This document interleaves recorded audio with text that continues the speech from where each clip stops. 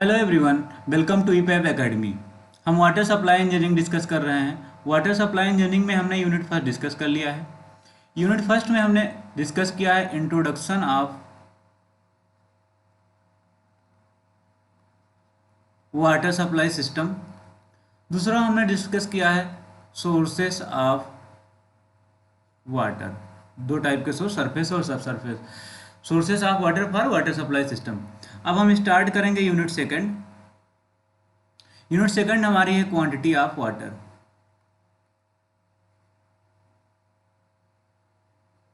Means जल की मात्रा। यूनिट सेकंड में हम पढ़ेंगे वाटर डिमांड के बारे में, जल की मांग।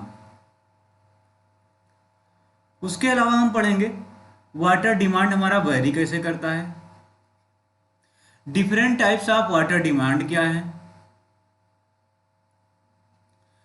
उसके साथ साथ हम पढ़ेंगे methods of population forecasting.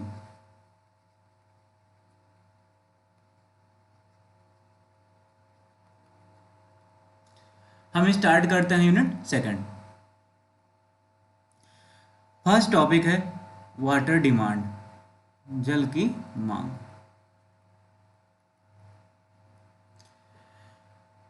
During planning A water supply scheme, it is the duty of the engineer to examine the various types of water demand that a city may have.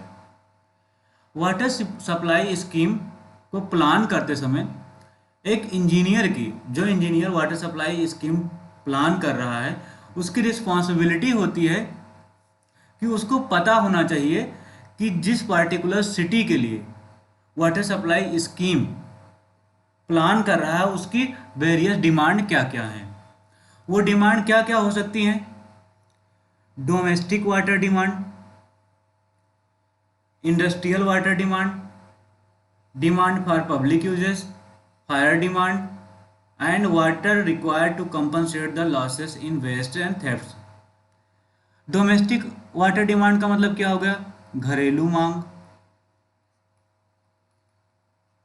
Industrial का मतलब हो गया औद्योगिक जल मांग, औद्योगिक क्षेत्र में जो जल का डिमांड होता है। डिमांड फॉर पब्लिक यूज में सार्वजनिक वर्ग के लिए सार्वजनिक मांग। फायर डिमांड के लिए मतलब अग्निशमन वर्ग के लिए, आग वगैरह को बुझाने के लिए, अग्निशमन के लिए। Water required to compensate the losses in wastage, जो वाटर हमारा सप्लाई टाइम वेस्ट हो जा रहा है ड्यू टू लीकेज या एनी अदर पर्पज, जॉइंट्स वगैरह अगर खुल जा रहे हैं। उसके अलावा अगर वाटर कहीं पर चोरी हो जा रहे हैं, थेफ्ट मतलब क्या होगा कि जिस सोसाइटी में सप्लाई कर रहे हैं वहाँ कनेक्शन, बिना कनेक्शन ले हुए कोई बीच में ही वाटर को ले रहा है, तो उस वाटर की जो कमी को कंपनसेट करने के लिए, पूर्ति करने के लिए जो वाटर की डिमांड होती है उसको भी एक कैटेगरी में रखा गया है। ठीक, अब वन बाय वन हम डिस्कस करेंगे।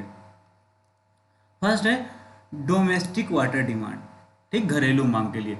The domestic water demand depends upon the living condition of the consumer. ठीक, जो उपभोक्ता है, कंज्यूमर मतलब क्या होता है? उपभोक्ता, जो वाटर का यूज करता है। तो जो डोमेस्टिक वाटर डिमांड है वो डिपेंड करता है कंज्यूमर की लिविंग कंडीशन में। ठीक है, domestic water demand includes the water required in private building for cooking, washing, bathing, sanitary purposes. जो डोमेस्टिक वाटर डिमांड है वो इंक्लूड करता है, वो किस में आता है? वो कुकिंग करने के लिए होता है, यूज होता है, वॉशिंग के लिए, ठीक, धुलाई करने के लिए, ठीक, कपड़े वगैरह की धुलाई करना, ठीक। उसके अलावा बाथिंग, नहाने के लिए जो पानी यूज करते हैं, सैनिटरी पर्पज के लिए जो फ्लशिंग सिस्टम के लिए वाटर का हम यूज करते हैं, वो सारा हमारा डोमेस्टिक वाटर डिमांड में आता है। ठीक, as per IS 1172 1963 water required for domestic purposes for average Indian condition पर हेड पर डे में बी टेकन एज 135 लीटर्स। ये इंपॉर्टेंट है, ठीक, ये कॉम्पिटिटिव एग्जाम के लिए भी इंपॉर्टेंट है, ये पूछा जाता है। ठीक है, तो हमें पता है डोमेस्टिक पर्पज के लिए एवरेज इंडियन कंडीशन के लिए जो वाटर की रिक्वायरमेंट होता है वो 135 litre per head per day होता है। ठीक है, फिर उसके आगे हम देखेंगे, ये बहुत ही इंपॉर्टेंट पॉइंट है और बहुत ही इंपॉर्टेंट क्वेश्चन है, ये आता है। The total domestic water consumption में be 50 to 60% of the total water consumption. ठीक, इसका क्या मतलब हुआ, जो ये हमारा टोटल डिमांड है, टोटल डिमांड कौन कौन सा, means domestic water demand, industrial water demand, demand for public uses, fire demand and to compensate the losses in wastage and theft. इन सारा डिमांड में जितना वाटर कंज्यूम होता है उसका 50 to 60% जो वाटर होता है वो हमारा डोमेस्टिक वाटर डिमांड में यूज होता है। ठीक, डोमेस्टिक पर्पज के लिए 50 to 60% वाटर यूज होता है। ठीक, फिर आगे चलते हैं, ये टेबल है डोमेस्टिक वाटर डिमांड में किस किस पर्पज के लिए नॉर्मली कितना लीटर पानी जो है पर पर्सन पर डे यूज करता है। ठीक, तो इधर डिस्क्रिप्शन है और दूसरी साइड में कंजम्पशन ऑफ वाटर पर head per day in litre. ठीक, पर हेड मतलब पर पर्सन पर डे एक लीटर में, ठीक, क्वांटिटी है। बाथिंग के लिए 55 litre per head per day, means 55 litre पर पर्सन पर डे। फिर उसके बाद वॉशिंग ऑफ क्लॉथ, कपड़ा धुलाई करने के लिए, ठीक, 20 लीटर। ड्रिंकिंग के लिए 5 लीटर एंड कुकिंग के लिए 5 लीटर। वॉशिंग ऑफ यूटेंसिल, ठीक, बर्तन की साफ सफाई करने के लिए, धुलाई करने के लिए 10 litre. And washing of house, घर की धुलाई करने के लिए 10 litre. And flushing of water closets, ठीक, मीन्स फ्लशिंग सिस्टम के लिए जो वाटर यूज करेंगे वो 30 litre per head per day use करेंगे। और ये जो टोटल हमारा डिमांड होगा वो कितना हो जाएगा, 135 लीटर। ठीक, 135 लीटर कहाँ से आया, ये यहाँ से आया। और यही डिमांड जो है बार बार एग्जाम में, कॉम्पिटेटिव एग्जाम में ये क्वेश्चन आता है। ठीक, 135 लीटर की एवरेज वाटर डिमांड, ठीक, फॉर एवरेज इंडियन के लिए कितना होता है, तो 135 लीटर होता है। कौन सी demand, domestic water demand.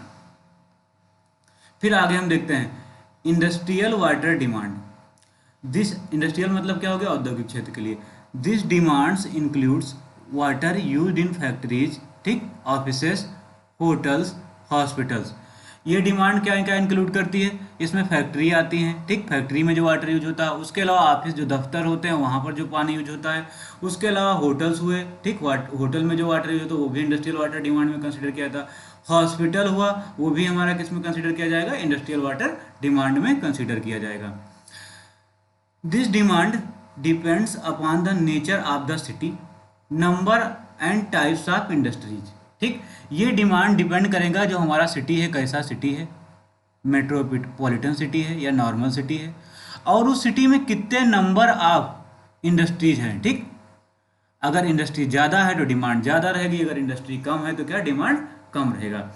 On an average 20 to 25% of the total water demand is allowed for industrial water demand in the design. जब हम वाटर सप्लाई सिस्टम या वाटर सप्लाई स्कीम डिजाइन करते हैं तो टोटल डिमांड का हम 22 to 25% जो demand होगा हम उसको इंडस्ट्रियल वाटर डिमांड के लिए रखते हैं। ठीक, ये डिफरेंट डिफरेंट फैक्ट्रीज हैं जिसके लिए कितना वाटर रिक्वायर्ड है उसकी टेबल है। ठीक, आप लोग यहाँ से नोट्स बना रहे हैं तो यहाँ से नोट्स बना लीजिएगा। ठीक है, फिक्स वैल्यू है, आपको याद करना है। किसमें है, ये हमारे प्रोडक्ट्स हैं और इसके लिए वाटर का लीटर पर किलोग्राम ऑफ प्रोडक्ट। मीन जैसे कोल माइनिंग के लिखा है 14, तो इसका मतलब क्या, 14 1 किलोग्राम कोल माइनिंग के लिए हमें 14 किलोग्राम, 1 किलोग्राम कोल माइनिंग के लिए 14 लीटर वाटर की रिक्वायरमेंट होगी। शुगर के लिए 1 किलोग्राम शुगर प्रोडक्ट के लिए हमें जो है 10 लीटर वाटर की रिक्वायरमेंट होगी। ठीक, तो आप यहाँ से इसको टेबल बना लेंगे। फिर हम आगे बढ़ते हैं, demand for public use. Public demand includes the quantity of water required for public utility purposes such as watering of public parks, gardening, sprinkling on roads, use in public fountain etc। अब public demand में क्या क्या आता है, public demand में जो है जो पब्लिक वर्क के लिए, सार्वजनिक वर्क के लिए वाटर यूज किया जाता है वही हमारा पब्लिक डिमांड में आता है। वो कौन कौन सा है, वाटरिंग, ठीक, watering of public parks, public parks में अगर हम वाटर अप्लाई कर रहे हैं तो वो हमारा पब्लिक डिमांड में आएगा। गार्डनिंग पर्पज के लिए जो यूज कर रहे हैं, मीन्स ये इंडिविजुअल तक जो है सीमित नहीं है, ठीक। ये सार्वजनिक वर्ग के लिए जो पानी यूज किया जा रहा है वही हमारा पब्लिक यूज का डिमांड होगा, ठीक। गार्डनिंग पर्पज के लिए, ठीक, बगीचे वगैरह हम जो पानी यूज करते हैं। स्प्रिंकलिंग ऑन रोड्स, ठीक, रोड पर जो पानी का छिड़काव होता है वो पब्लिक डिमांड में आएगा, ठीक। उसके अलावा फाउंटेन होता है, ठीक, फव्वारा बना होता है, चाहे पार्क में हो, ठीक है, या रोड पर बना हुआ, अगर उसमें जो वाटर यूज किया जाता है वो भी हमारा क्या होता है, वो पब्लिक यूज के लिए ही होता है, मीन्स वो पब्लिक डिमांड में शामिल होता है, इंक्लूड किया जाता है। In many water supply scheme these demand are not taken essential and a nominal value approx 5% are is kept on an arbitrary basis, ठीक। वाटर सप्लाई स्कीम जब डिजाइन करते हैं तो बहुत सारी वाटर सप्लाई स्कीम में इसको जो है एसेंशियल पैरामीटर नहीं मानते हैं और इसकी जो है आर्बिट्रेरी मतलब स्वेच्छा से जो है वैल्यू हम 5% के आसपास सेलेक्ट कर लेते हैं, अप्रॉक्स वैल्यू 5% तक सेलेक्ट करते हैं और ये वैल्यू वेरी कर सकती है 5 to 10%, 5 से 10% के बीच में ये वेरी करती है, ठीक। ये टेबल है, इस टेबल को अगर आप बनाना चाहें तो नोट्स में बना लीजिएगा क्योंकि एग्जाम में लिखना रहता है। पब्लिक वर्क के लिए 1.5 लीटर पर मीटर स्क्वायर पर डे होता है, ठीक। पर मीटर स्क्वायर एरिया में पब्लिक पार्क के लिए जो वाटर रिक्वायर्ड होता है कितना होता है 1.5 लीटर, ठीक, पर डे। इसी टाइप से स्ट्रीट वॉशिंग के लिए 1 से 1.5 होता है और सीवर क्लीनिंग के लिए 5 litre per head per day. फिर आगे हम देखते हैं कौन सा डिमांड है हमारा, फायर डिमांड। फायर डिमांड मतलब क्या, अग्निशमन के लिए। अग्निशमन का मतलब क्या, आग वगैरह जो लग जाती है उसको बुझाने के लिए भी हम वाटर डिमांड को इंक्लूड करते हैं। अग्निशमन के लिए मीन्स फायर डिमांड कौन कौन सी, in thickly populated and industrial areas fires generally break out and may lead to serious damage if not controlled effectively। जो हमारा हाई डेंसिटी होता है, ठीक, जहाँ पर पॉपुलेशन ज़्यादा होती है, ठीक, जनसंख्या ज़्यादा होती है और इंडस्ट्री भी काफ़ी सारी होती है, ठीक, इंडस्ट्री भी काफ़ी सारी होती हैं, तो क्या होता है वहाँ पर चांस होता है कि अगर उसको प्रॉपर वे से सिस्टमेटिक वे से कंट्रोल ना किया जाए तो हो सकता है वहाँ पर आग लग जाए, ठीक है। किसी टाइप से क्या हो सकता है, आग लगने के चांसेस होते हैं क्योंकि वहाँ पर वो थिकली पॉपुलेटेड एरिया मतलब ज़्यादा लोग रह रहे हैं, उसके अलावा बहुत सारी इंडस्ट्रीज भी लगी हुई हैं। Fire demand is a quantity of water required for fighting a fire outbreak. जो आग लगी हुई है उस आग को बुझाने के लिए जितने वाटर की रिक्वायरमेंट होती है, जो आग लग जाती है, ठीक है, कब, जब उस पर हमारा कंट्रोल ना हो, ठीक है। अगर हम इफेक्टिवली कंट्रोल नहीं करते हैं तो थिकली पॉपुलेटेड एरिया या जहाँ पर इंडस्ट्री ज़्यादा है वहाँ पर आग लग जाती है, तो उस आग को बुझाने के लिए जितने वाटर की रिक्वायरमेंट होती है उसी वाटर को हम लोग बोलते हैं फायर डिमांड, ठीक है। The quantity of water required for this purpose can be calculated by applying certain empirical फार्मूले। जो ये फायर डिमांड है इसको कैलकुलेट करने के लिए हम कुछ फार्मूले का यूज करेंगे, ठीक। वो फार्मूले कौन कौन से हैं हम उन फार्मूलों को देखते हैं, उस फार्मूलों की हेल्प से हम फायर डिमांड को कैलकुलेट करेंगे। फर्स्ट फार्मूला हमारा है क्विचलिंग फार्मूला, ठीक। क्विचलिंग नाम के एक साइंटिस्ट है जिन्होंने इस फार्मूले को दिया था, इसलिए इस फार्मूले को क्या बोलते हैं, क्विचलिंग फार्मूला।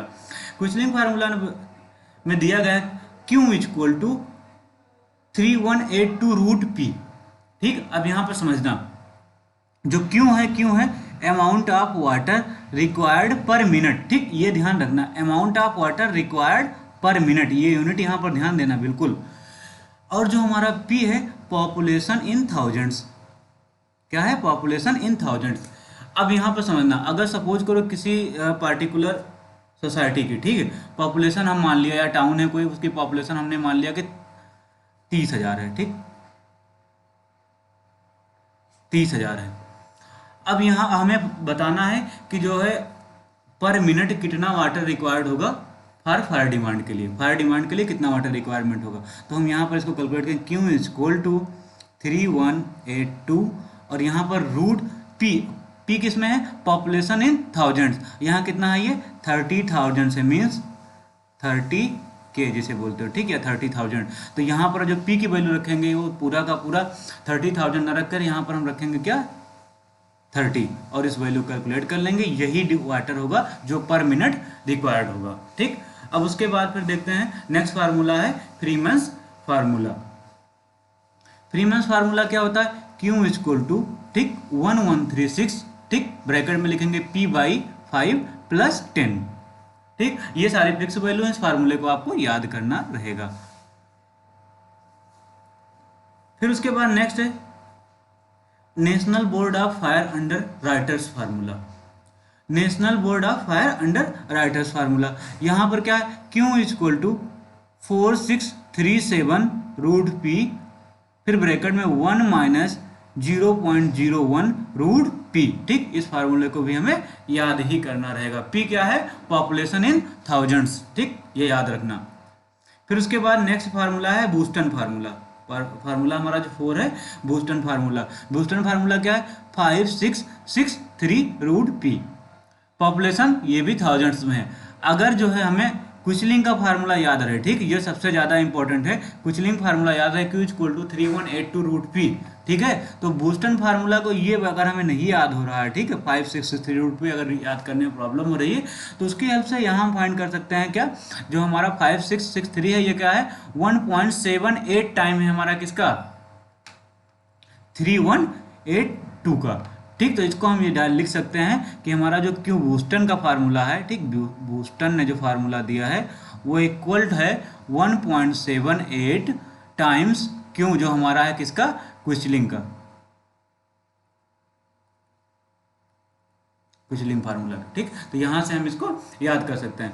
ये जो है डिप्लोमा सिलेबस में इस पर बेस्ट न्यूमेरिकल नहीं है सिलेबस में, इसलिए न्यूमेरिकल नहीं बता रहे हैं, लेकिन इन केस आ भी जाता है तो हमने यहाँ पर आपको बता दिया है कि अगर पॉपुलेशन दिया है तो ऐसे वैल्यू रख के हम फाइंड कर लेंगे, क्योंकि वैल्यू फाइंड करना रहेगा जितना पॉपुलेशन दिया रहेगा उसको यहाँ पर रख के डिफरेंट डिफरेंट फार्मूले में, अगर क्विचलिंग फार्मूला पूछा है तो क्विचलिंग फार्मूला, फ्रीमैन्स पूछा है तो फ्रीमैन्स फार्मूला में रख कर वैल्यू को कैलकुलेट कर लेंगे। स्पेशली बस यही इतना ध्यान रखना, जो पी होता है वो थाउजेंड्स में होता है। अगर 50,000 होता तो यहाँ पर जो पी की वैल्यू होगी 30 ना होता, यहाँ पर कितना होता है 50 हो जाता ठीक। ऐसे ऐसे हम कैलकुलेट कर लेंगे।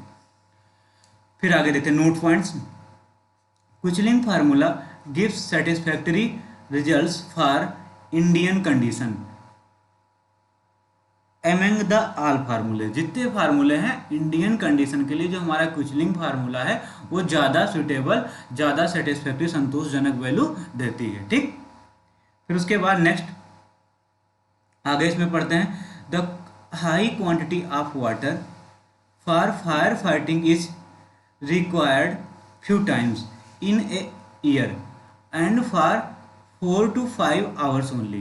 क्या बता रहे हैं कि जो फायर फाइटिंग है ठीक है, साल में कभी कभी होता है कि आग वगैरह लग जाती है सोसाइटी में, तब हमें पानी की ज़रूरत पड़ती है ठीक है। और कितने टाइम के लिए, मैक्सिमम 4 से 5 घंटे के लिए ठीक। So if this quantity is calculated yearly basis it will be very small amount which will not much affect the total requirement। Means कि साल भर में ठीक, ईयर में ठीक, कभी हो सकता है आग लगे ठीक, और वो वैल्यू कितना, मान लो कि सपोज करो लगा तो 4 to 5 आवर में, नॉर्मली हम अगर माने तो 4 to 5 आवर में उसको हम कंट्रोल करते हैं, मतलब 4 से 5 घंटे वाटर की रिक्वायरमेंट होती है।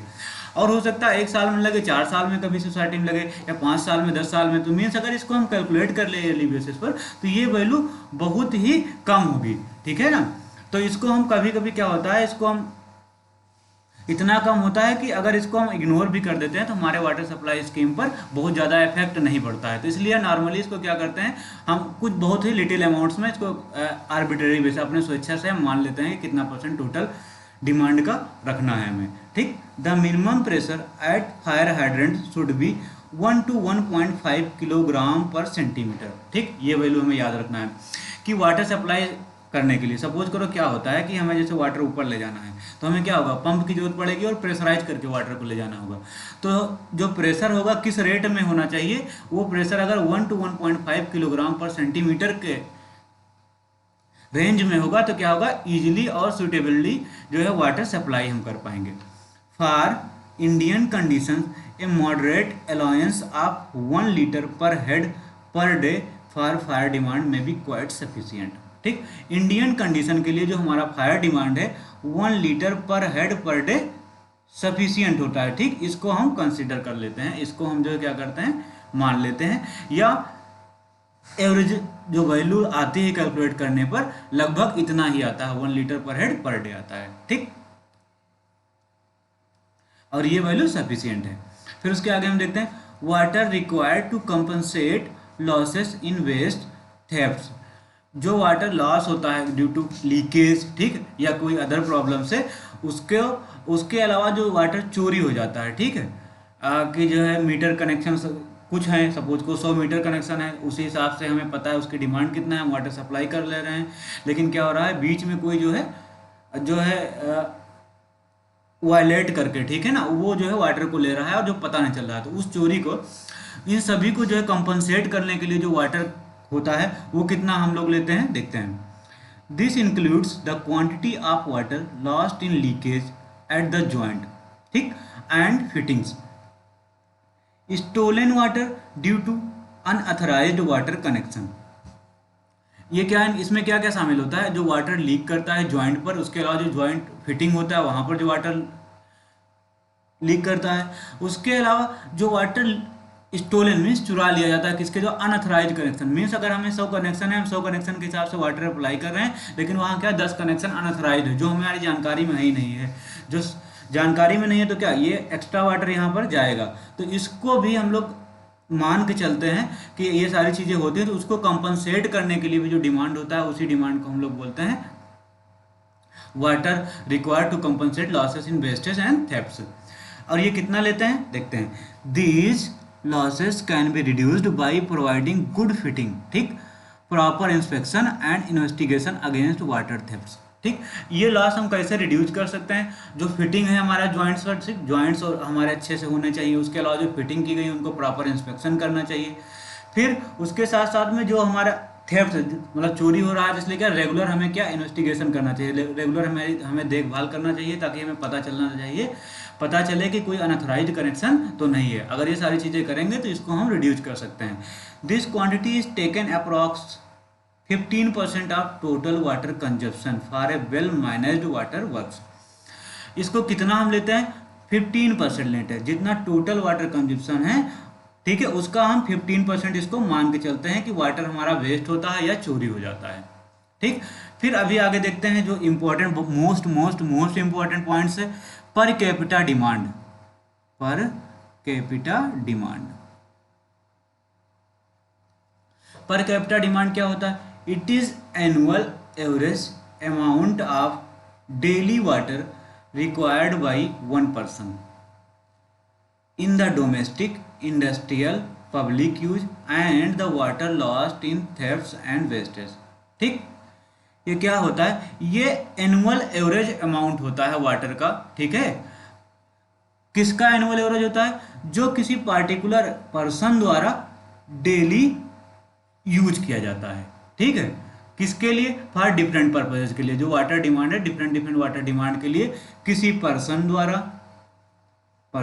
ठीक, डेली वाटर रिक्वायर्ड जो होता है उसका जो एनुअल एवरेज होता है वही हमारा क्या होता है, पर कैपिटा डिमांड होता है, ठीक। इसको हम क्या लिखेंगे, पर कैपिटा डिमांड को हम स्मॉल क्यू से डिनोट किए हैं, ठीक। स्मॉल क्यू इक्वल टू होगा टोटल ईयरली वाटर कंज्यूम्ड, ठीक, डिवाइड बाई 365 इनटू पॉपुलेशन। अब देखो इसको हमने इस फॉर्म में क्यों लिखा है, ये होता क्या है, अब यहाँ पर एक चीज देखो, जो क्यों होता है, क्या होता है, क्यों total quantity of water required by A city per year in litre. P क्या है, पॉपुलेशन ऑफ द सिटी है। उसके अलावा ये सारे नोटेशन देने के बाद अगर हमें पर कैपिटा डिमांड को लिखना है तो क्या क्यू हमारा हो जाएगा capital Q divide by P into 365। इसको हम एलपीसीडी में भी लिखते हैं फॉर्म में। एलपीसीडी क्या होता है समझते हैं। एलपीसीडी का मतलब होता है लीटर पर कैपिटा, ठीक, पर डे, ठीक। अब इसको अगर हम इसको जो है थोड़ा सा सिंप्लीफाई करें तो इसको कैसे ले, लीटर का मतलब क्या होगा, डिमांड हमारा हो जाएगा लीटर पर कैपिटा, ठीक, पर कैपिटा, कैपिटा का मतलब क्या हो जाएगा पर्सन, ठीक, जिसको हम लोग क्या क्या पॉपुलेशन लिखते हैं पी, ठीक, इसको। उसके अलावा पर डे, ठीक है। अब पर डे क्या ये होता क्या, एनुअल एवरेज होता है, और टोटल डे कितने होते हैं, डे होते हैं 365। एक साल में कितने होते हैं मैक्सिमम, क्या लीप ईयर को अगर छोड़ दिया जाए तो क्या 365 डे होता है। तो यहाँ पर जो मैक्सिमम होता है उसी को हम यहाँ पर कंसीडर कर रहे हैं, यहाँ पर कितना 365। तो मीन्स इसको हम लिखेंगे कैपिटल क्यू, ठीक, टोटल क्वांटिटी जो रिक्वायर्ड होती है, ठीक, divide by person means population, ठीक, कितना पॉपुलेशन है, ठीक, पर पर्सन हमें पर पर्सन का होता है, हर इंडिविजुअल पर्सन का एवरेज होता है, वाटर जो रिक्वायर्ड होता है एनुअल एवरेज होता है उसी का। तो यहाँ पर पॉपुलेशन इनटू कितने दिन का होता है, एनुअल एवरेज होता है, इसलिए यहाँ पर 365 से मल्टीप्लाई कर देते हैं। यही हमारा होता है per capita demand. I hope सभी को समझ में आया होगा। फिर आगे हम देखते हैं next, total water required by A town, ठीक। देखो अभी तक हम क्या पढ़ रहे थे, various types of demand, various types of water demand, जिसमें हमने पढ़ लिया कि डोमेस्टिक वाटर डिमांड क्या होता है, इंडस्ट्रियल वाटर डिमांड क्या होता है, ठीक है, फायर डिमांड क्या होता है, वो डिमांड फॉर वाटर लॉसेस और थेफ्ट के लिए जो करते हैं। उसके अलावा हमने देखा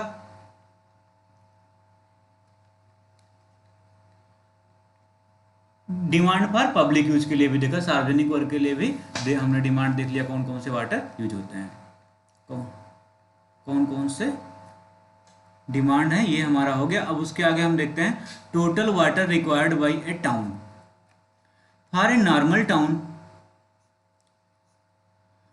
टोटल वाटर रिक्वायरमेंट पर हेड पर डे में बी कैलकुलेटेड एज, ठीक, किसी नॉर्मल सिटी के लिए, ठीक है, कितना वाटर डिमांड होगा वो हम देखते हैं। अभी हमने देखा था डोमेस्टिक वाटर डिमांड कितना होता है, 135 लीटर।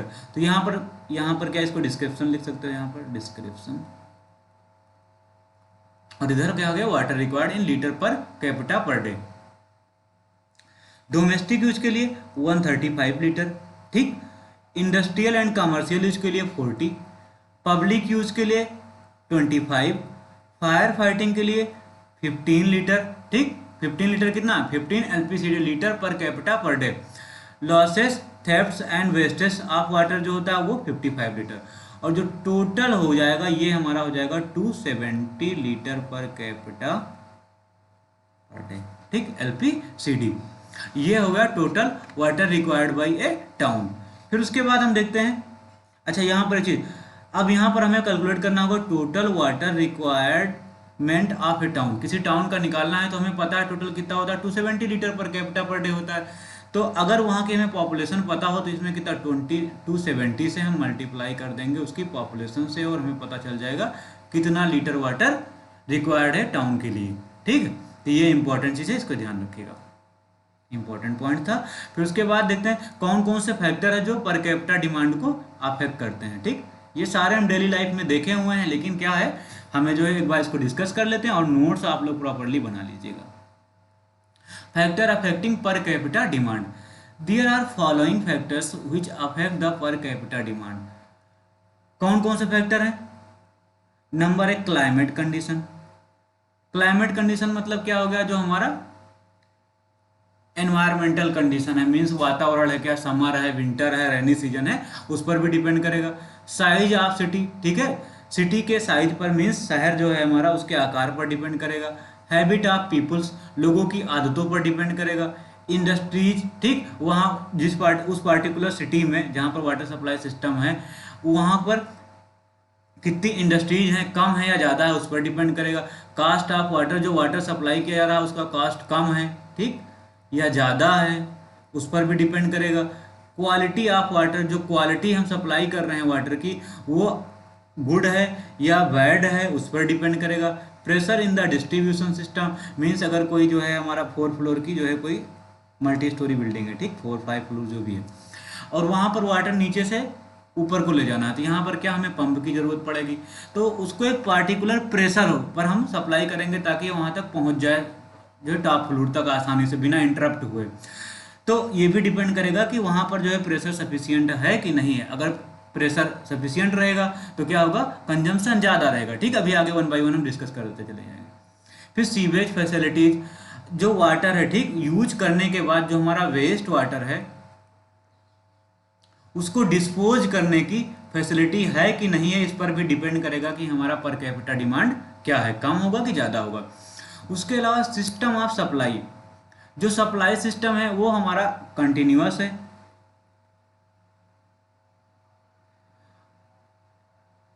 या इंटरमिटेंट है। कंटिन्यूअस का मतलब क्या हुआ, लगातार है, या इंटरमिटेंट जब यूज हो, मतलब दिन में 2 घंटे 4 घंटे सप्लाई किया जाता है, तो उस पर भी डिपेंड करेगा हमारा पर कैपिटा डिमांड। फिर methods of charging, methods of charging का मतलब क्या हुआ, जो वाटर सप्लाई किया जा रहा है उस पर मीटर सिस्टम अप्लाई है या नहीं, मीटर लगा है कि नहीं, मतलब जितना वाटर यूज करते हो उसका चार्ज देना पड़ेगा, या चाहे जितना यूज करो उसका जो है एक फिक्स अमाउंट फिक्स कर दिया गया है, इतना ही अमाउंट देना है, तो उस पर भी पर कैपिटा डिमांड डिपेंड करेगा। ठीक, वन बाय वन हम डिस्कस करते चलते हैं।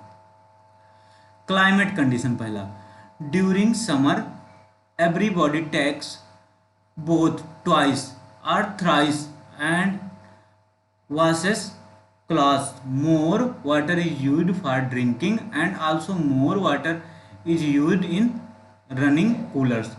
क्या, जो हमारा समर का सीजन होता है, समर मतलब क्या, गर्मी का सीजन होता है, उसमें क्या होता है, हर आदमी जो है पानी ज़्यादा यूज करता है। क्यों? क्योंकि उसमें आदमी ज़्यादा नहाता है, ठीक, ज़्यादा कपड़े ज़्यादा धुलाई करता है, उसके अलावा पानी भी ज़्यादा पीता है, साथ साथ में गर्मी होता है तो कूलर यूज करते हैं लोग, एसी यूज करते हैं, उसके लिए भी वाटर का कंजम्पशन होता है।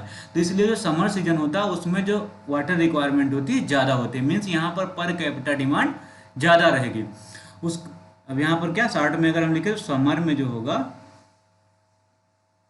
पर कैपिटा डिमांड हमारा क्या होगा, ज़्यादा होगा। फिर नेक्स्ट है, अगर विंटर सीजन होगा तो वही क्या होगा, विंटर में हमारा compare to summer per capita demand हमारा कम होगा। ठीक, फिर उसके बाद नेक्स्ट पॉइंट है साइज ऑफ सिटी।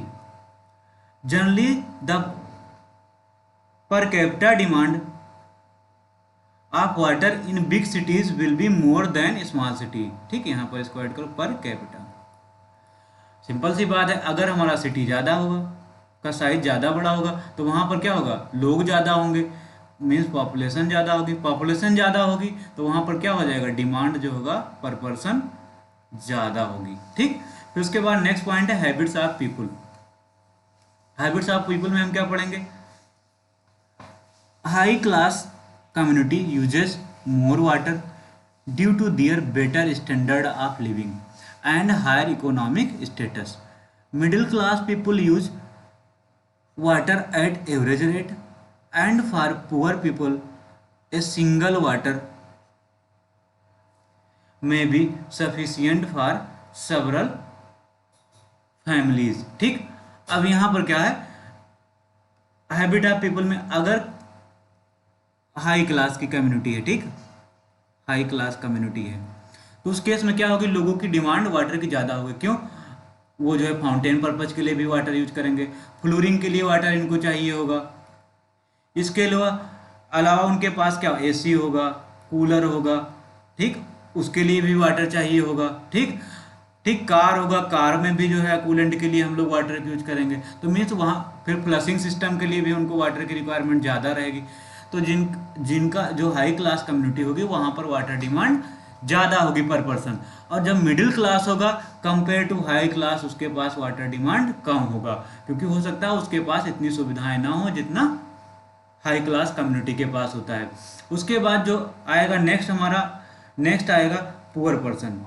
अब पुअर पर्सन में क्या होगा, पुअर पर्सन होगा तो उसके पास गार्डनिंग करने के लिए, फाउंटेनिंग के लिए, इन सारे वर्क के लिए वाटर की कोई रिक्वायरमेंट नहीं होगी। उसके अलावा उसके पास एसी भी नहीं होगा, ठीक, तो यहाँ पर भी वाटर रिक्वायरमेंट नहीं होगा। तो मीन्स जो पुअर पर्सन होगा उसका water demand compare to high class community, उसके अलावा मिडिल क्लास, दोनों से कम होगा। ठीक, फिर उसके बाद आगे देखते हैं नेक्स्ट, इंडस्ट्रीज।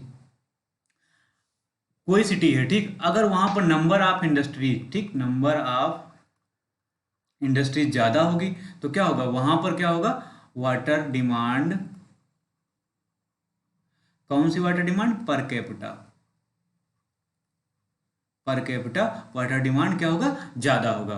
फिर उसके बाद कॉस्ट ऑफ वाटर, जो वाटर सप्लाई किया जा रहा अगर उसका कॉस्ट, ठीक, ज्यादा होगा तो क्या होगा, लोग जो है इफेक्टिवली वाटर यूज करेंगे। मीन्स अगर उनको जब वाटर की रिक्वायरमेंट होगी रियल में, तभी वाटर को यूज करेंगे। अदरवाइज क्या करेंगे, वाटर को जो है वेस्ट नहीं करेंगे। तो कॉस्ट ज़्यादा होगा तो क्या होगा, डिमांड जो होगा कम होगा। क्या होगा, कम होगा। और अगर कास्ट कम होगा जो वाटर सप्लाई किया जा रहा है, या फ्री ऑफ कॉस्ट होगा, ठीक है, तो क्या होगा, डिमांड ज़्यादा होगा। क्योंकि लोग वहाँ पर, उनको मैटर नहीं करेगा कि हाँ कितना वाटर वेस्ट हो रहा है, क्योंकि उसके लिए उनको कोई पेमेंट नहीं करना पड़ रहा है। तो यहाँ पर डिमांड ज़्यादा होगा। तो यहाँ पर हम क्या कह सकते हैं, कॉस्ट जो होता है इनडायरेक्टली प्रोपोर्शनल होता है किसका, रेट ऑफ डिमांड का। मीन्स कॉस्ट ज़्यादा होगा तो डिमांड कम होगा, कॉस्ट कम होगा तो डिमांड क्या होगा, ज़्यादा होगा। फिर आगे नेक्स्ट पॉइंट है क्वालिटी ऑफ वाटर। अब जो वाटर सप्लाई कर रहे हैं किसी कम्युनिटी के लिए, अगर उसकी क्वालिटी बहुत ज़्यादा अच्छी होगी तो क्या होगा, तब भी डिमांड ज़्यादा होगा। तो good quality directly proportional to rate of demand. फिर उसके बाद नेक्स्ट पॉइंट है pressure in the distribution system in case of the localities having 2 और 3 स्टोरीड बिल्डिंग। ठीक, there would be great importance of pressure in the distribution system of water. If adequate pressure available for supply, then water requirement will be more. Adequate pressure means uninterrupted and constant supply of water. क्या बता रहा, अगर कोई multi storey building है, ठीक, suppose करो यहाँ पर ये जो है 3 फ्लोर की बिल्डिंग है, ठीक, first second and third floor. अब 3 फ्लोर की बिल्डिंग है और यहाँ पर वाटर सप्लाई करना है। तो अगर यहाँ पर जो प्रेशर है ना, हमेशा जो है कांस्टेंट बना रहता है, मीन्स प्रेशर सफिशियंट है ताकि जो है तीनों फ्लोर तक पानी एक रेट से फ्लो हो रहा है, तो क्या होगा, जो आदमी होगा, पर्सन होगा, वहाँ पर वाटर डिमांड उसकी ज़्यादा हो, क्योंकि उसको ज़रा से प्रॉब्लम हुई, उसने क्या किया, अपना जो टोटी ऑन किया, उसके बाद वाटर को यूज कर लिया। और कम वाटर की भी रिक्वायरमेंट है, लेकिन प्रेशर अगर सफिशियंट होगा तो क्या होगा, वाटर ज़्यादा स्पीड से फ्लो होगा, तो मीन्स कुछ वाटर वेस्ट हो गया। सपोज करो हैंड अगर उसको वॉश करना है, उसने जैसे ही अपना जो है टोटी ऑन किया, ठीक, तो क्या होगा, अगर प्रेशर ज़्यादा हो, खूब स्पीड में पानी निकलेगा, तो मीन्स कुछ वाटर ही हमारे हैंड के लिए यूटिलाइज होगा, बाकी वाटर वेस्ट हो जाएगा। तो कहने का मतलब है, अगर डिस्ट्रीब्यूशन सिस्टम में प्रेशर जो है सफिशियंट अमाउंट में रहता है, तब भी वाटर डिमांड क्या होगा, ज़्यादा होगा। और अगर इंटरप्ट कर रहा है, मीन्स अगर प्रेशर वेरी कर रहा है, कम कर रहा है, ठीक है, जैसे यहाँ पर है थर्ड फ्लोर पर और कम हो गया, सेकंड फ्लोर पर थोड़ा ज़्यादा है, फर्स्ट फ्लोर पर सबसे ज़्यादा है, जो थर्ड पर फ्लोर वाला पर्सन होगा, क्या होगा, वो वाटर को कम यूटिलाइज, उसकी डिमांड कम रहेगा। क्यों, क्योंकि उसको सपोज करो हैंड वॉश करना है, वहाँ पर प्रेशर कम होगा तो वेलोसिटी जो होगा कम होगा वाटर का, तो वहाँ पर कंपेयर टू फर्स्ट फ्लोर, मतलब जहाँ पर प्रेशर ज़्यादा होगा, उसके कंपेयर में वाटर कम वेस्ट होगा। ठीक है, तो अगर अनइंटरप्टेड वाटर सप्लाई हो रहा है, उसके अलावा जो प्रेशर है सफिशियंट अमाउंट में है, तो क्या होगा, वाटर डिमांड जो होगा ज़्यादा होगा। फिर आगे नेक्स्ट है सीवर फैसिलिटीज। ठीक, सीवर फैसिलिटीज क्या होता है, जो टाउन, ठीक, town having water carries system will consume more water. जिस टाउन में, ठीक है, जिस पर्टिकुलर सोसाइटी में जो वेस्ट वाटर है, ठीक है, या जो वाटर हम लोग यूटिलाइज कर रहे हैं, उसको ड्रेन करने के लिए, ठीक, या डिस्पोज करने के लिए कह सकते हैं, ठीक, अगर प्रॉपर अरेंजमेंट है तो क्या होगा, पर्सन वाटर का ज़्यादा यूज करेगा, वहाँ पर कैपिटा डिमांड ज़्यादा होगी। क्यों, कि अगर सपोज करो किसी फैमिली में, ठीक, किसी घर के सामने उसको जो है वाटर ड्रेन करने कोई प्रॉब्लम नहीं, तो क्या होगा, उसको जितना वाटर यूज करना होगा, ठीक है, बिना कुछ सोचे वाटर को यूज करेगा, क्योंकि वाटर जो है इजीली उसके घर के सामने से चला जा रहा है, बहकर चला जा रहा है। लेकिन अगर उसके यहाँ प्रॉब्लम हो, ठीक, वहाँ पर जो ड्रेनिंग की प्रॉब्लम हो, ठीक, सीवरेज सिस्टम की दिक्कत हो, और उसको घर में स्टोर करना पड़ रहा है, कोई गड्ढा खोद कर या कोई डिच बनाकर, तो क्या करेगा, वो कम वाटर को सोचेगा कि जब वाटर रिक्वायर्ड हो, जब बहुत ही ज़्यादा इमरजेंसी हो, या बहुत ही ज़्यादा वाटर को यूज करने की हमें ज़रूरत है, तभी वाटर को यूटिलाइज करेगा, मीन्स इफेक्टिव यूटिलाइजेशन करेगा। क्यों, क्योंकि उसके पास वाटर को ड्रेन करने की फैसिलिटी अवेलेबल नहीं है, वो स्टोर हो रहा है, ये फुल हो जाएगा, इसलिए वो क्या करेगा, इफेक्टिव यूटिलाइजेशन करेगा। तो मीन्स अगर सीवर फैसिलिटीज अवेलेबल है तो वाटर का डिमांड पर कैपिटा ज़्यादा होगा। फिर है system of supply. System of supply means supply system हमारा क्या है, कंटिन्यूअस या इंटरमिटेंट। इन कंटिन्यूअस सिस्टम का मतलब क्या, लगातार या सतत जिसे बोलते हैं, या सतत।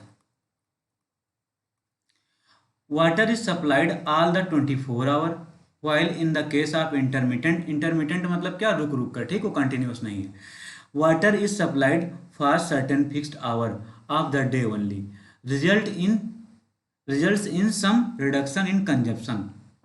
इसका मतलब क्या हुआ, अगर वाटर सप्लाई कंटिन्यूअस है, ठीक, अब कंटिन्यूअस सप्लाई का मतलब 24 आवर, जब पर्सन को रिक्वायरमेंट है तब उसको क्या करना है, सिंपल जो है क्या, वाल्व ऑन करना है, हमें टोटी को खोलना है और पानी को यूज कर लेना है।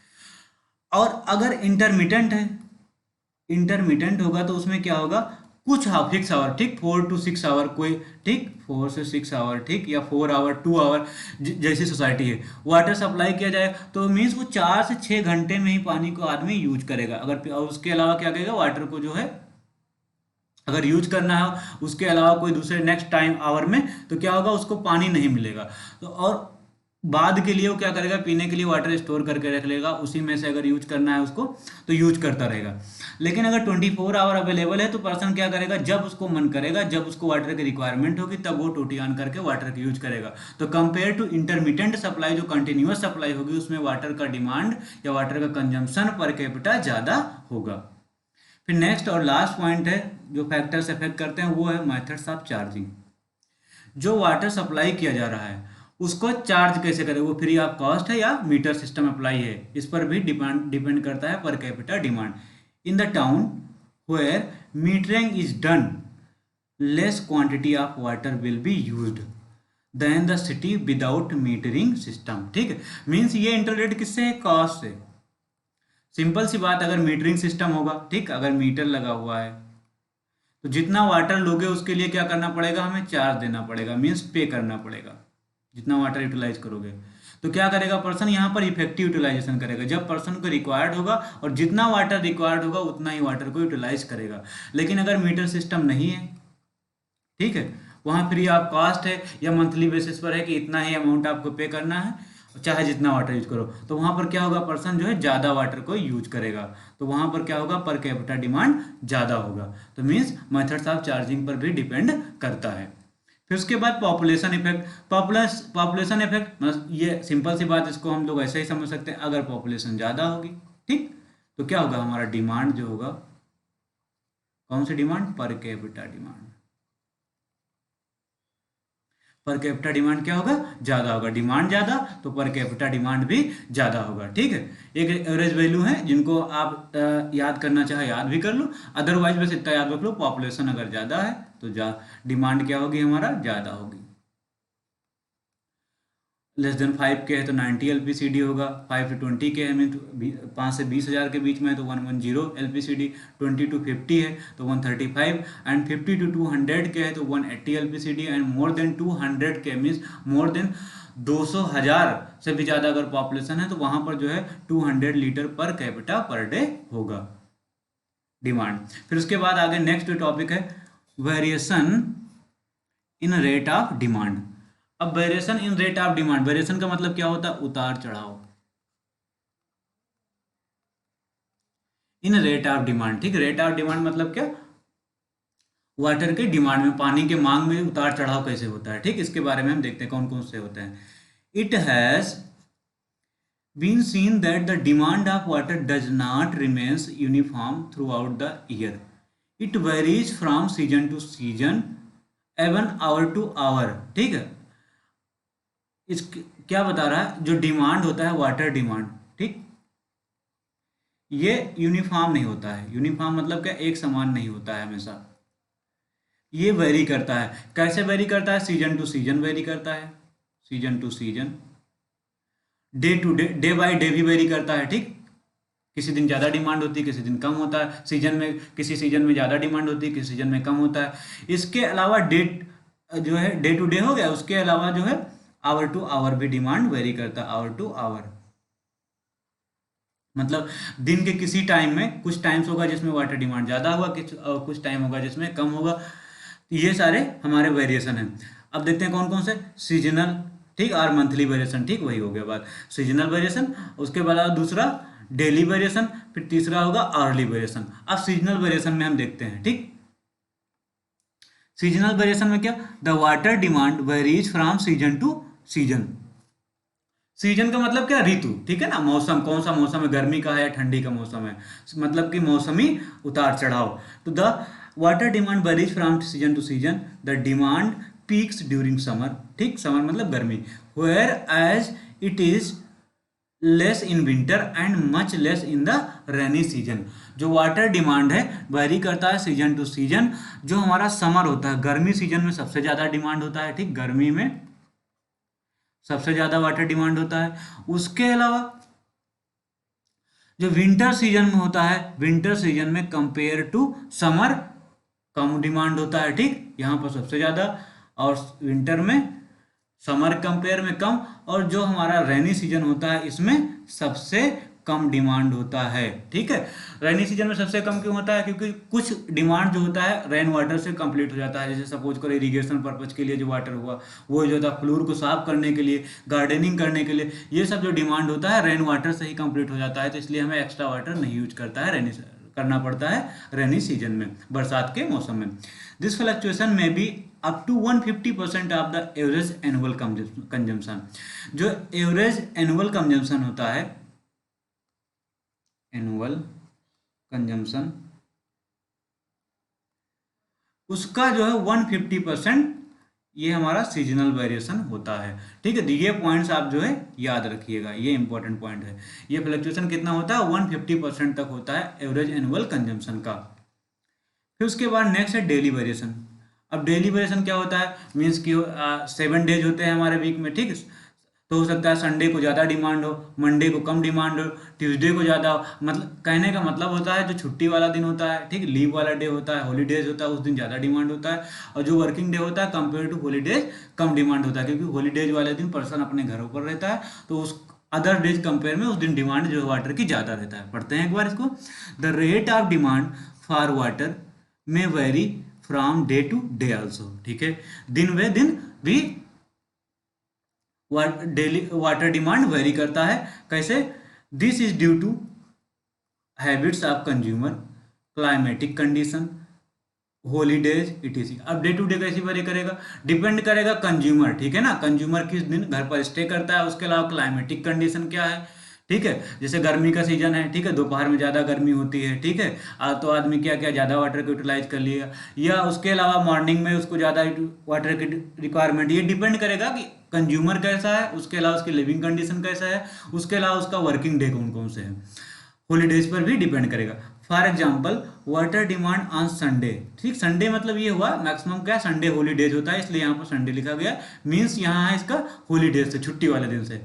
For example water demand on holidays is more than the other days of the week. Generally क्या होता है, जो हमारा हॉलीडे छुट्टी वाला दिन होता है उस दिन कंपेयर टू वर्किंग डे, ठीक, अदर डेज के कंपेयर में ज़्यादा वाटर डिमांड होता है। द मैक्सिमम डेली कंजम्पशन में be 180% of the average annual consumption, ठीक है। जो maximum daily consumption, seasonal consumption कितना था, 150% तक वेरी कर रहा था, लेकिन जो हमारा मैक्सिमम डेली कंजम्पशन है वो कितना, 180% होता है। किसका? एवरेज एनुअल कंजम्पशन का, ठीक। और ये हमारा क्या था, 150% था। एवरेज एनुअल जो हमारा कंजम्पशन का जो 150% था, कौन सा? ये हमारा था सीजनल वेरिएशन। सीजनल वेरिएशन, जो सीजनल वेरिएशन होगा वो कितना, 150% होगा एवरेज एनुअल कंजम्पशन का, और ये होगा 180% होगा। फिर आगे देखते हैं जो हमारा है आवरली वेरिएशन, ठीक। आवरली वेरिएशन हम देखते हैं।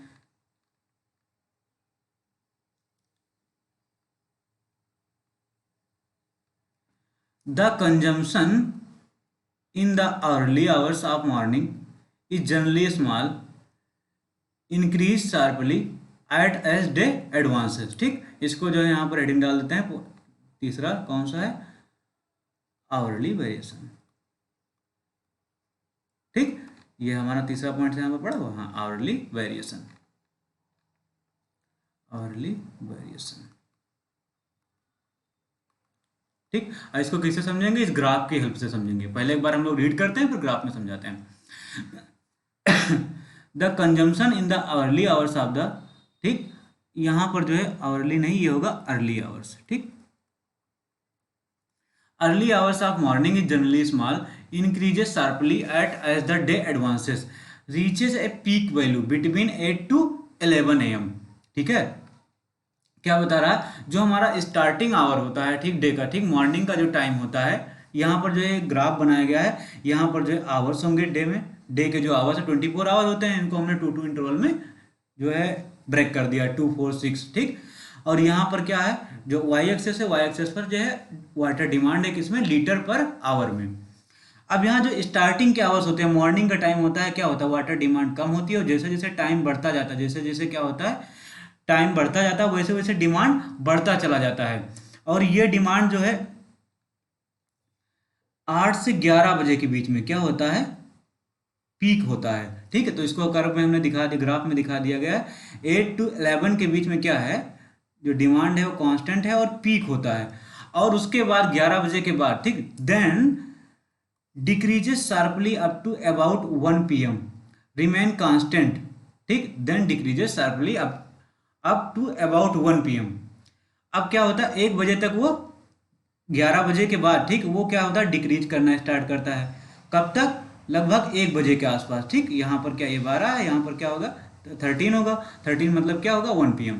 यहाँ पर 1 PM तक डिक्रीज करेगा, मीन्स जैसे जैसे डे स्टार्ट हुआ, ठीक, वो इंक्रीज करना स्टार्ट किया। और वो 8 to 11 PM के बीच में क्या होता है, पीक होता है। 8 to 11 कुछ भी डिमांड हो सकती है, ठीक, इधर स्केल होगा उसका, ध्यान से देखेंगे।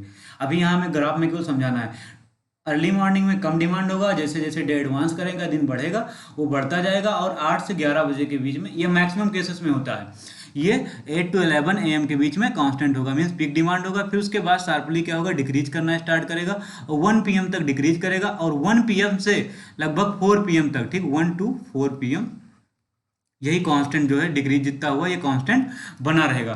फिर 4 PM के बाद फिर क्या होगा, डिमांड इंक्रीज होना स्टार्ट होगा, शाम के टाइम फिर डिमांड इंक्रीज होता है। फिर up to 4 PM constant again increases in the evening, reaches peak value about 7 to 10 PM, finally falling to a low value in the late hours of the night as soon. अब graph में देखो, early morning में कम demand था, जैसे जैसे day advance हुआ demand बढ़ता गया। 8 PM के आसपास जो है क्या हुआ, पीक वैल्यू हो गया हमारा।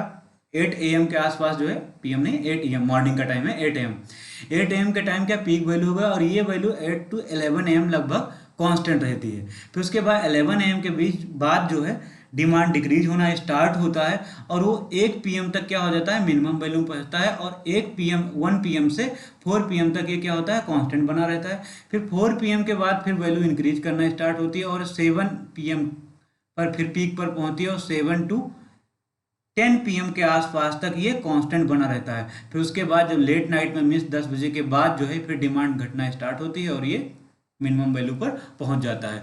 अच्छा, ये सीन क्यों होता है कि हाँ 1 to 4 PM कम होता है, ठीक है, फिर 7 to 10 PM और 8 to 11 AM मैक्सिमम होता है। रीजन ये होता है कि जो पर्सन होता है, जो किसी भी पर्सन का उठने का टाइम होता है 7 से 8 बजे तक, नॉर्मली मैक्सिमम लोग का अगर एवरेज लेंगे 7 से 8 बजे के आसपास उनका जो है डेली वर्क रूटीन स्टार्ट हो जाता है।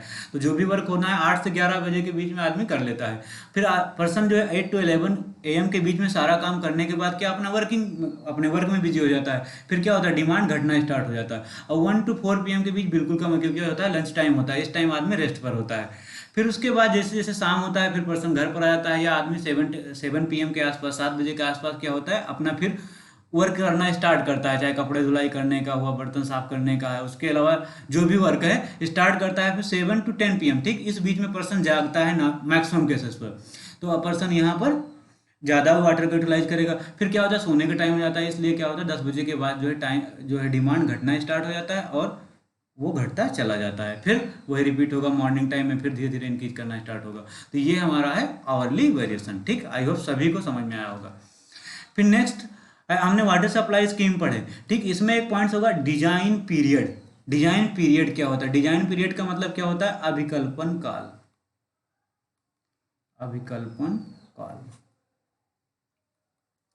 अभिकल्पन काल किसका होगा, ये वाटर सप्लाई स्कीम का, ठीक। वाटर सप्लाई स्कीम या वाटर सप्लाई सिस्टम का, कितने टाइम के लिए उसको हम डिजाइन कर रहे हैं। क्या होता है डिजाइन पे, when water supply projects are designed to serve over a specified period of time after completion of project, this time period is called design period. Design period क्या होता है? द टाइम पीरियड, ठीक है, अपनी language में अगर हम लिखें, the time period for which water supply scheme is design to serve, ठीक, the time period for which water supply scheme is design to serve after, ठीक, कंप्लीशन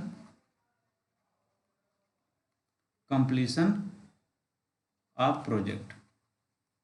जो वाटर सप्लाई स्कीम है, वाटर सप्लाई स्कीम का project है, complete होने के बाद जितने टाइम के लिए, ठीक है, डिजाइन किया जाता है कि ये इतने टाइम तक बिना जो है बिना फेल हुए, ठीक है, ये सुटेबिलिटी जो है सफिशिएंटली वर्क करता रहेगा, वही टाइम पीरियड जो होता है वो हमारा क्या होता है? डिजाइन पीरियड होता है। मीन्स कंस्ट्रक्शन हो गया, सपोज करो जो है 2020 में कोई प्रोजेक्ट बनाया गया वाटर सप्लाई स्कीम, और ये कितने साल तक चलेगा? मान लिया कितना है, 2040 तक ये चलेगा, 2040 तक ये बता दिया, इसकी डिजाइन जो है 2040 तक किया गया, तो मीन्स इसका लाइफ पीरियड कितना होगा? लाइफ हो गया इसका 20 ईयर, तो जो 20 ईयर होगा वही इसका क्या होगा? डिजाइन पीरियड होगा। एक पॉइंट यहाँ पर जो बहुत इंपॉर्टेंट है, इसको याद रखना, generally water works are design for 20 to 30 years, ये ऑब्जेक्टिव में क्वेश्चन पूछा जाता है। जो वाटर वर्क्स है, मीन्स वाटर सप्लाई स्कीम होता है, वाटर वर्क्स के लिए जो भी हम प्रोजेक्ट बनाते हैं वो नॉर्मली 20 to 30 ईयर के लिए हम लोग डिजाइन करते हैं। मीन्स 20 to 30 ईयर वो इफेक्टिवली वर्क करेंगे, सफिशिएंटली वर्क करेंगे, उनका कैपेसिटी सफिशिएंटली वर्क करता रहेगा। आई होप सभी को आज क्लास समझ में आई होगी। आज क्लास में हमने देखा वाटर सप्लाई इंजीनियरिंग का यूनिट सेकंड में हमने देखा कि वाटर डिमांड क्या होता है, उसके टाइप्स देखे, various types of water demand देखे, उसके अलावा वेरिएशन देखे, कैसे कैसे वो वेरी करता है। उसके बाद हमने देखा डिजाइन पीरियड क्या होता है, ठीक। नेक्स्ट क्लास में हम देखेंगे methods of population forecasting, methods of population forecasting, ठीक। मोस्ट इंपॉर्टेंट टॉपिक है, बहुत ही इंपॉर्टेंट टॉपिक है, ठीक। आज क्लास को हम यहीं पर एंड करते हैं। आई होप सभी को आज क्लास समझ में आई होगी। Thank you very much for watching the video.